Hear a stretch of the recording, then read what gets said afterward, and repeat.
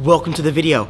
As many of you who follow me on social will know, I've been experimenting with 360-degree footage, and that is a rolling object, but that will not stop me. Either that or I'll have to just cut to something else. Anyway, and many of you know that I'm experimenting with 360-degree footage, and this video is going to be a continuation of that experiment. Over this weekend, I filmed with the UC Riverside Community Garden. We went to a bunch of gardens in Southern California, and I shot 360 footage as well as regular footage from my Canon 7D Mark II. So I hope you guys enjoy the video, and here you go.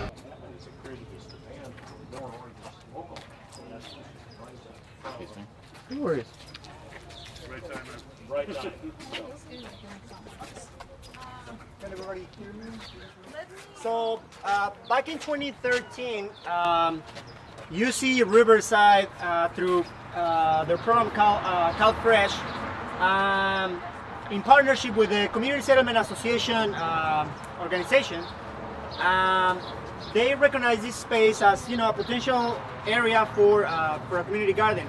However, everything started in a little corner that is behind the big building that we went to. It's a little corner right behind the dumpsters, and it began back in 2013 as a summer camp, garden club during summer.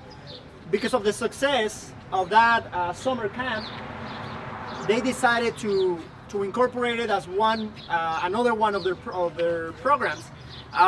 So what UC CalFresh did, in partnership with the Settlement Association, was to assign that space.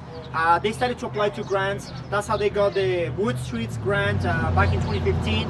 And then they started to develop that little space from just summer to throughout the year program. Back in 2015, 2016 is when it really expanded to this space that we see now, thanks to, like I mentioned, the Wood Streets grant and the Hillsong initiative as well, which helped them to fund the irrigation system, the mural, and the resources that they needed for this to develop in a larger scale. It is run by the community. Emma Sandoval, she's the coordinator for one of the coordinators at UC CalFresh. She is one of the persons that has been on the ground here ever since. I'm sorry? It's UC Extension. I'm sorry, UC Extension, thank you. And she's that name, Emma Sandoval, she's one of the persons that has been here, since the beginning and helped to make this a reality. It began with 3 families. Currently there is 16, and the mission is to empower residents, letting them know the importance of gardening. Master gardeners from the university come every month, teaching classes about gardening. So this is ongoing, and we're currently in the process of making this self-sustained by the community. So organizations stepping back a little bit, becoming support, so residents show the way, and so that's what we are currently working on. We did a step on that. You got some literature that fell. Thank you. You have a question? Yeah, you keep mentioning the term master gardener. What does it take to become one? Or is it just someone who has experience? It's a training, yeah. Put you in touch With the person. Cool. Thank you. It's pretty intensive. Okay. Actually. It's wonderful though. They're wonderful to us. Well. Oh, I didn't know if you were going to answer on camera. No worries. I'll shut it off.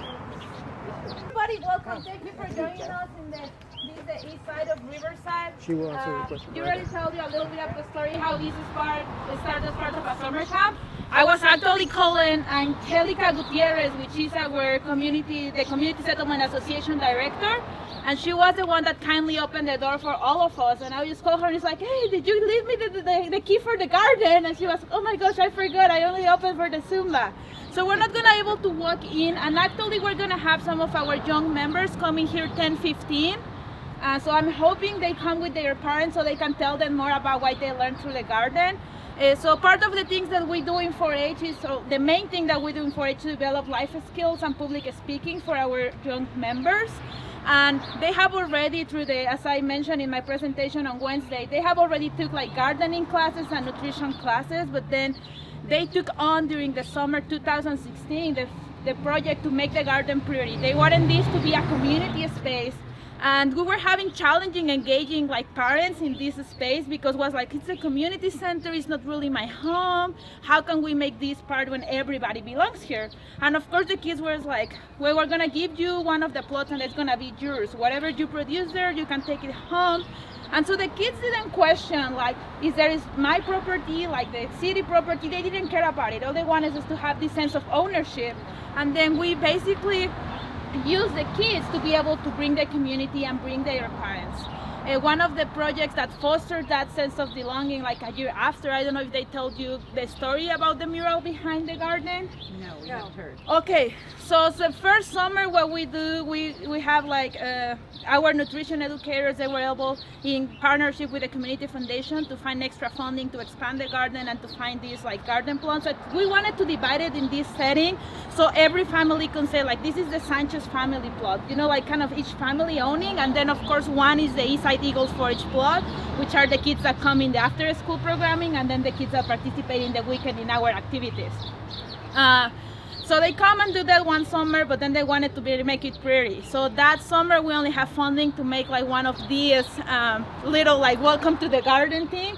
So what the kids planned was like a garden showcase. So during the summer, what we did, hi, how are you? Okay. So he's gonna be able to talk to you guys. You see, I told them they were gonna show up.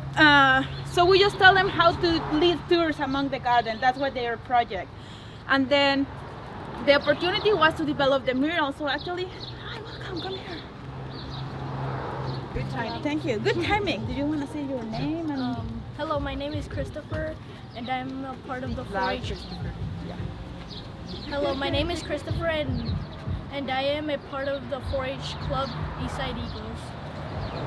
Thank you for joining us. Do you want to tell them kind of what do you do in the garden?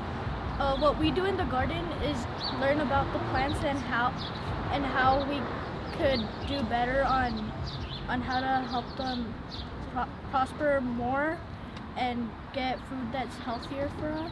Yeah. And do you want to show them which one is your plot, the one that you've been watering? Our plots are the two last ones. So this plot and this plot are two, the ones that we are growing right now. What are you growing? We're growing tomatoes, cabbage, radish, and I forgot what the cilantro. Any other fellow 4-Hers here in the past? Am I the only one? Oh, a couple more. There we go. Get the back of your t-shirt. Turn around. Awesome. Well, thank you. So while we're waiting for Melina and Aldo, were you here when we did the welcome? Okay, so for example, the first thing that we do when we didn't have funding for the mural was just having this welcome to the garden. One of the things that the youth suggests to us is to make another one that was in Spanish. And I was really honest about it. Like at the beginning was like, oh, I need to spend another $40 to buy one of these. But as I was telling you, really be able to listen to the community and say like, yeah, we can make it happen. Like we can make one in Spanish. So the youth themselves first designed this thing, and they were like, you know, our appeal to the community to come to the garden. And then were you also in the group that helped us design the mural? Yes. Okay, do you want to tell us how? Do you remember kind of? Yes, so basically what we did, we started from one side, then our instructor told us what to do with the figures, and we just painted them in. Yeah. How long did it take? It took about an hour 15 minutes. Really? Wow. How many kids? Like about 26 to 30. Okay, that's why it didn't take as long. So where do you go to school, and what is your grade? My grade is 6th grade, and I go to Casaville Elementary School. So what do you want to do when you get older? I probably want to be a welder or a mechanic.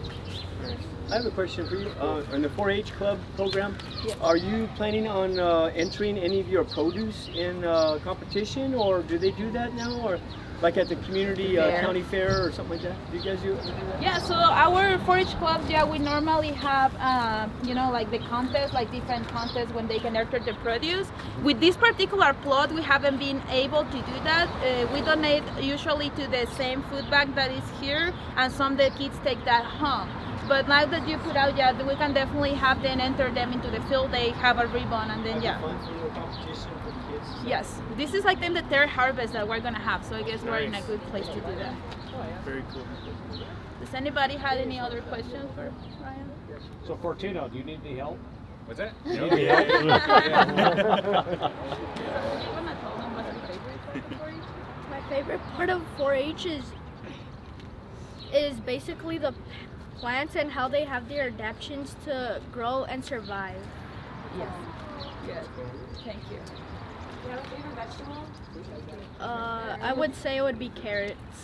I will say. Yeah. So this is like, again, the garden is only of the 4-H projects. We are just finishing a leadership series with them. Last week we did that. And then during this, like last summer, we were able to take them to Santa Rosa Plateau, only some members and their families.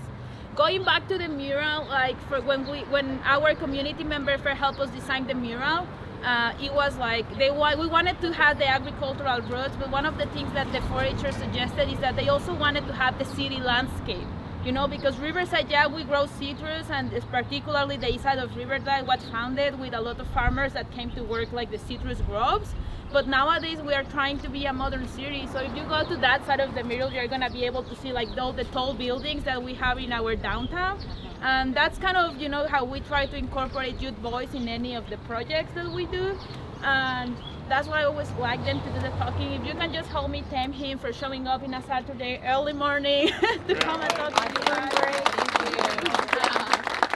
You can bow for the camera if you want.